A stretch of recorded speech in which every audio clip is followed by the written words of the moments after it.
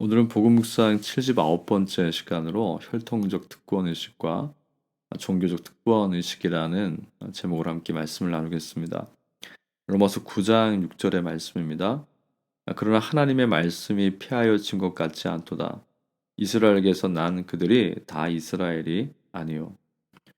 이스라엘 사람들에게는 혈통적 특권 의식이라는 것이 있었습니다.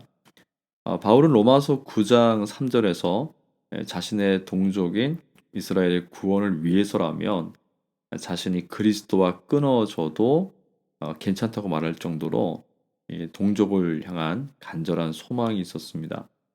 하지만 바울의 이와 같은 소망은 이스라엘이 하나님의 특별한 사랑과 관심을 받는 대상이라서가 아닙니다.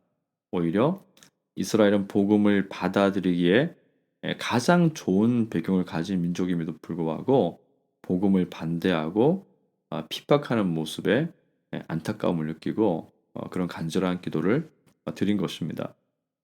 왜 이스라엘은 예수님의 복음을 받아들이지 못했을까요? 그 이유는 이스라엘이 가지고 있었던 혈통적 특권 의식 때문입니다.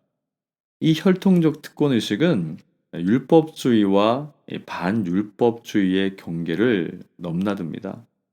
혈통적 특권 의식이 율법주의와 맞닿아 있을 때에는 하나님과 언약 관계에 있는 자신들이 구원을 받을 수 있는 유일한 방법은 율법을 지키는 것이라고 믿습니다.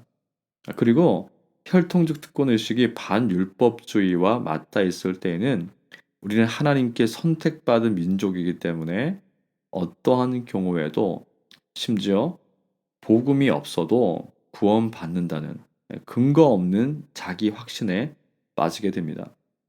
그러나 예수님의 복음은 율법의 순종을 통한 구원을 거부합니다. 그리고 동시에 복음에 기대지 않는 근거 없는 자기 확신도 거부합니다. 결국 이스라엘이 예수님의 복음을 받아들이지 못한 이유는 자신들이 하나님께 선택받은 특별한 사람들, 즉 혈통적 특권 의식을 가지고 있는 그 우월감 때문이라는 것을 알 수가 있습니다. 하지만 예수님의 복음이 아니면 하나님의 언약을 받은 아브라함의 자손이라 할지라도 구원의 은혜를 받을 수 없습니다. 또한 하나님과의 언약 관계 가운데 있다고 할지라도 예수님의 복음 없이 그릇된 자기 확신으로는 구원의 은혜를 받지 못합니다.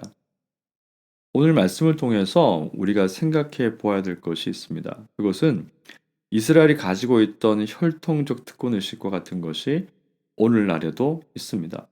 그것은 종교적 특권 의식입니다.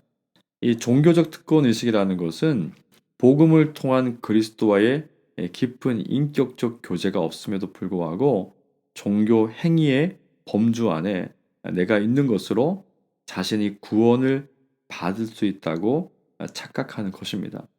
진정한 믿음과 종교 행위의 차이는 성령님을 통해서 삼위 하나님과 인격적인 교제가 있는가 없는가로 구분 지을 수 있습니다. 예를 들어서 주일날 드려지는 예배의 모든 구성 요소가 삼위 하나님을 찾고 그분의 임재를 사모하는 방향으로 힘써 나아가기 위해서 영과 진리로 예배 드리기를 사모한다면은 우리는 약속대로 성경의 약속대로 삼위 하나님과 인격적으로 연합하는 기쁨을 누릴 수 있습니다. 하지만 그렇지 않고 예배가 삼위 하나님께 집중하도록 이끌지 못하고 혹은 예배가 우리를 그렇게 이끌어 간다 할지라도 우리 자신이 하나님과 인격적인 만남 가운데 들어가기를 원하지 않는다면 우리에게 남는 것은 종교 행위만 남게 되고 그 종교 행위로도 구원을 받을 수 있다는 잘못된 종교적 특권 의식에 빠지게 됩니다. 우리는 오직 예수 그리스도의 복음을 통해서 우리를 위해서 죽으시고 우리를 위해서 다시 사신 그 복음을 통해서만 구원을 받을 수 있다는 것을 깊이 인식해야 합니다.